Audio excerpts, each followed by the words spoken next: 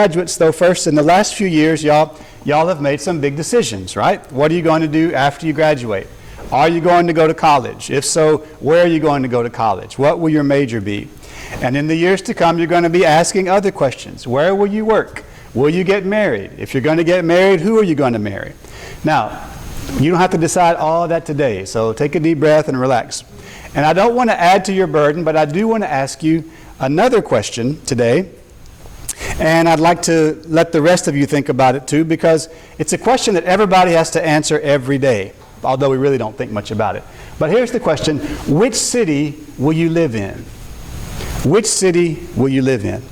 Now, before you get overwhelmed with choices, let me reassure you, in the sense that we're talking about today, there are only two cities. So you don't have to do research online, you don't have to call a good realtor, only two to choose from. And all people live either in one city or the other. You can try to live in both of them at the same time, but it never works out very well and doesn't last very long. Now, we know quite a bit about these two cities. We know their beginnings, where they come from. We know what life in them looks like, and we know what the future of both of the cities is.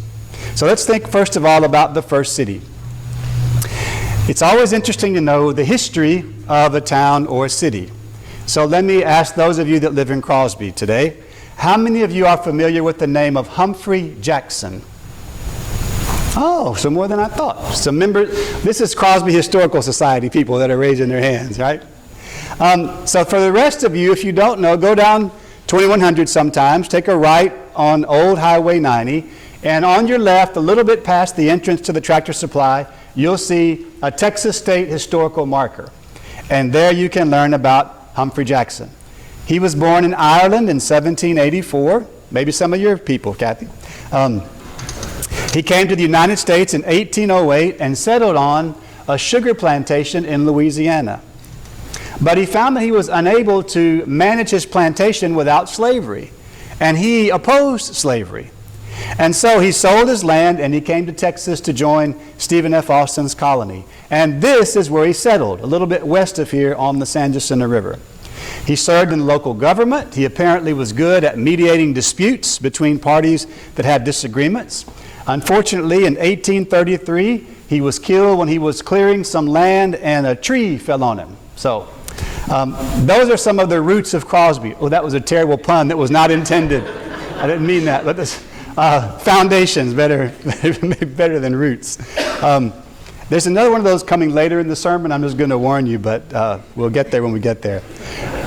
But that's the beginning of the Anglo settlement in this area, at least. Now, it's interesting, but it doesn't really tell us much about this area, does it? But sometimes you can know a lot about a city from its beginnings and from its history. And that's the case in the case of the first city that we're looking at today. Jamie read for us a while ago the beginnings of that city. It's our Old Testament lesson. It says, the whole world had one language and a common speech. As men moved eastward, they found a plain in Shinar and settled there. They said to each other, come, let us make bricks and bake them thoroughly. Let us build for ourselves a great city with a tower that reaches to the heavens, so that we may make a name for ourselves and not be scattered over the face of the whole earth. Now, after the flood, what did God say to Noah and his sons? Be fruitful and multiply and fill the earth. That's just what these people did not want to do, that last part. They were afraid of being scattered over the face of the earth. Now, why was that? I would imagine that they were afflicted with the same things that afflict us thousands of years later, namely fear and pride. Maybe they thought we'll be safer if we're together. For sure they thought, think of all that we can do if we're together. Now, as it turns out, their plans didn't work out because God came down and confused the languages and brought a stop to their project, forcing them to spread out. It's really kind of a funny story that would have been fun to spend more time on, but that's the heart of it. But this is the beginning of our first city, okay?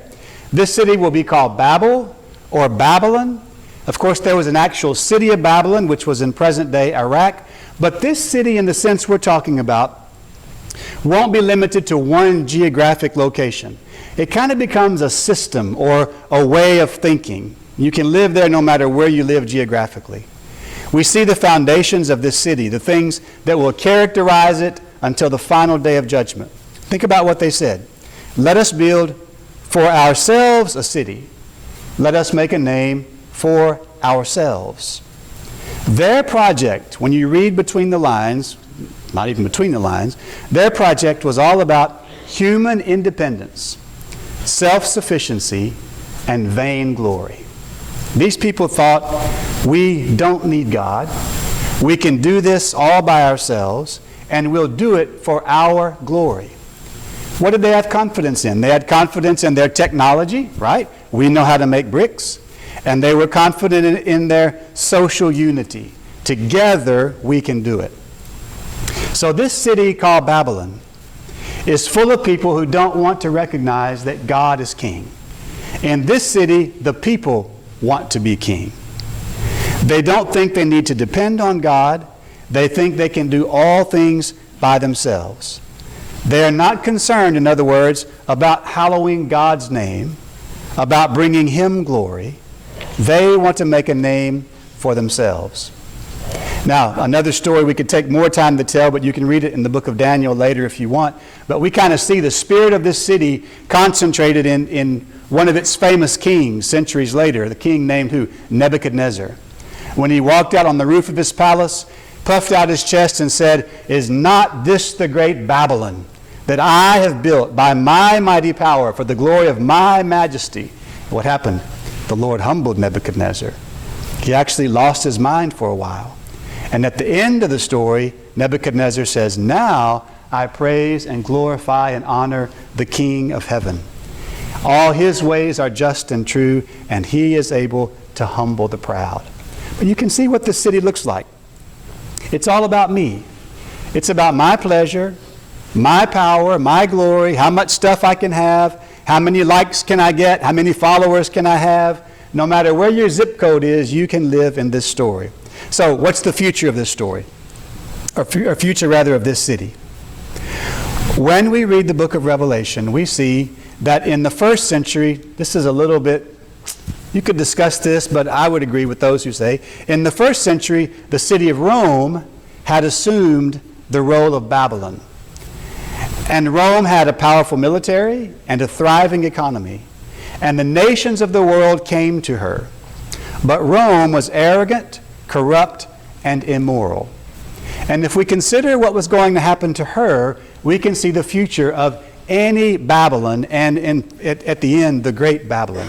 So in his vision, St. John said this: "The angel took me in the spirit into the wilderness. There I saw a woman sitting on a scarlet beast that had 7 heads and 10 horns, and blasphemies against God were written all over it. The woman wore purple and scarlet clothing, and beautiful jewelry made of gold and precious gems and pearls. In her hand she held a gold goblet full of obscenities and the impurities of her immorality. A mysterious name was written on her forehead: Babylon the Great, mother of all prostitutes and obscenities in the world." I could see that she was drunk with the blood of God's holy people who were witnesses for Jesus. In other words, she had executed Christians. John says, "I stared at her in complete amazement." Well, he went on to see what was going to happen to this woman. The angel said to me, "The waters where the prostitute is ruling represent masses of people of every nation and language. The scarlet beast and his 10 horns all hate the prostitute. They will strip her naked, eat her flesh, and burn her remains with fire." So, the beast on which this woman was sitting was going to turn on her. The alliance between the prostitute and the beast would disintegrate. In other words, as one study Bible put it, military power would ravage the economic system it once supported. That's something to think about, isn't it? Military power would ravage the economic system which it once supported. So this vile, wicked woman will be thrown down. She would be thrown down. And when that happened, all those who shared in her luxury and sexual immorality would weep and wail. But the saints of heaven would rejoice. John says this again. You can read all this in Revelation. "After this I heard what sounded like a vast crowd in heaven, shouting, 'Praise the Lord! Salvation and glory and power belong to our God. His judgments are true and just. He has punished the great prostitute who corrupted the earth with her immorality. He has avenged the murder of his servants. Again their voices rang out, praise the Lord. The smoke from that city ascends forever and ever. So that's the first city. That's its beginnings, that's its characteristics, that's its future. Beware, life in that city is going to look attractive. Prostitutes try to look good. That's what keeps them in business. This city is like the adulteress in the book of Proverbs. Her speech is smooth, her eyes are inviting. But the city of Babylon will seduce you and wine you and dine you and take your strength and then spit you out and leave you lying in the street. The lady in red just wants your last dime. Who said that? The great theologian Mac Davis. Lubbock, Texas in my rearview mirror, right? Now that's the other thing. I had written that before I realized David was going to ask all you ladies to wear red today. So it didn't come out just right, but it sounded good at the time. So that city is headed for destruction. If you choose to live there, you will not live happily ever after. You'll like it for a while, but it's bad news. Well, quickly on to the second city and final city. Genesis 11, we see the beginning of the city of Babylon. In the very next chapter, Genesis 12, we see the beginnings of the citizenry of another city. The beginning of a people who are going to live in a different city. Genesis 12 begins with the famous words, "Now the Lord said to Abram, go from your country and your kindred and your father's house to the land that I will show you. And I will make of you a great nation, and I will bless you and make your name great, so that you will be a blessing.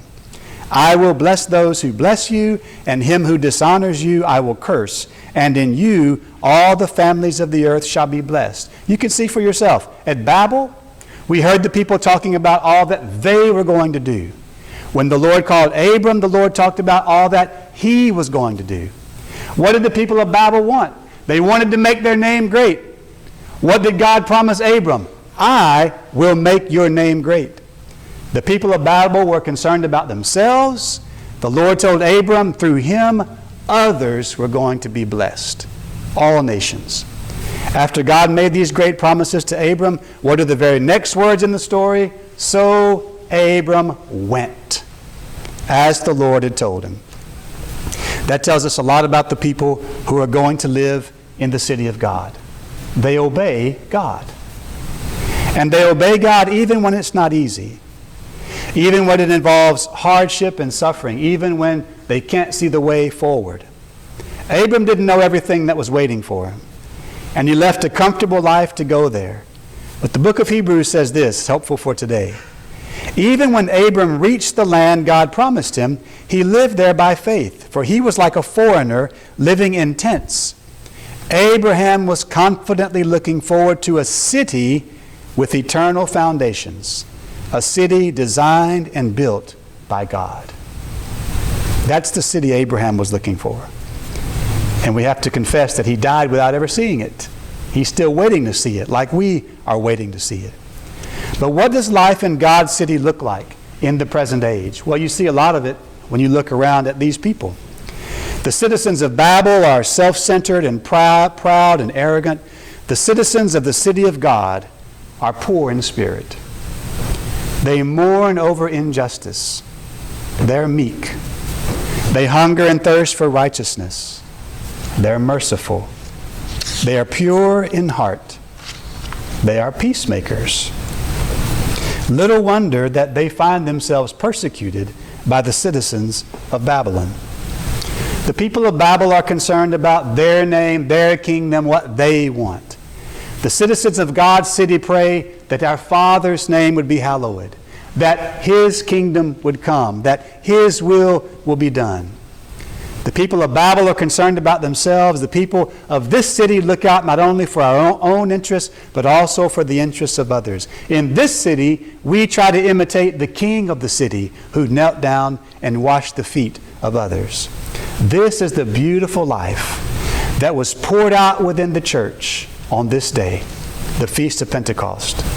It is the life of the Spirit, the life of Christ, the life of God, the life of the city of God. And it is a life that is beautiful and pleasant and peaceful and joyful. But as long as we live in the midst of this world, it won't always be popular or easy. But it is worth it. Because what is the future of this city? You heard about, now this is the short version. Tracing these two cities throughout the Scripture could be a nice, long, and interesting study. But you heard about the whore of Babylon in Revelation. She has on thick makeup, a blouse that's cut too low, too much jewelry, and a chalice full of immorality. But just a few chapters later in Revelation, we read about another woman, another city. And John writes this, okay? You've seen the whore. Think about this.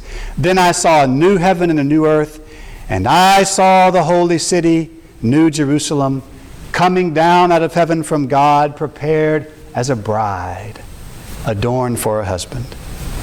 Here is a city that is chaste and pure and clean and holy, a holy city for holy people. A city made of pure gold as clear as glass. A city where in the middle the river of the water of life constantly and cheerfully flows from the throne of God and of the Lamb, and the people of God drink their fill every day. The choice could not be any more clear-cut. If you'll pardon the language, do you want to live with the whore or do you want to live in the bride? That's it. Two cities. Where do you want to live? And so, graduates of Crosby High School, at this important point in life, there is a choice set before you. What's so funny about that? And the same thing is true for all of us. In one sense, it's a choice we make every day. What city will you live in? Will you live in the arrogant, self-centered, immoral city of Babylon? Or will you live in the humble, Christ-like, holy city of God? Of course you're going to choose to live in the city of God. And so in order that you can continue to live there, I close with these two very, very brief instructions maybe. Number one, when you go to college, find a church. Find a church. Each Christian congregation, just like Crosby Brethren Church or Church of the Resurrection, each congregation is just a little outpost of the city of God. It's a place where God dwells, where God is worshiped, where His Word is taught, where people are trying to live like citizens of His city. Find a place like that. Find some time or several times each week to be together with God's people. And secondly, take some time each day to be alone with God. Christians, those two things are needful. Finding time to do what you're doing this morning, to be together with God's people, and taking time to be alone with God. Both of those things. Take time each day to be alone with God, to breathe, to pray, to pour out your heart to the Lord, to listen, to quiet your soul. If you will do that during these next few years, you will start to see more clearly who God is. You will start to see more clearly who you are.